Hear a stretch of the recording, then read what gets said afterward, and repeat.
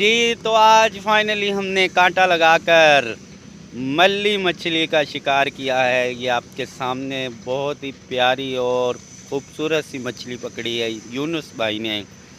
ये देखें ज़िंदा है अभी। हाथ लगाएं इसको। ये कांटा निकाल रहे हैं।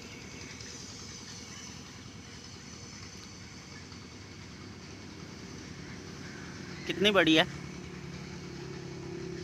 तकरीबन 1 पाव की है। ये देखें जी, कांटा निकल चुका है इसका और बहुत ही खूबसूरत मछली हाथ लगी हमारे। इसके मुंह की तरफ से दिखाओ।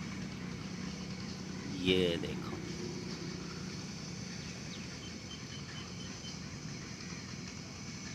ये देखें इसके मुंह में अभी केचुआ।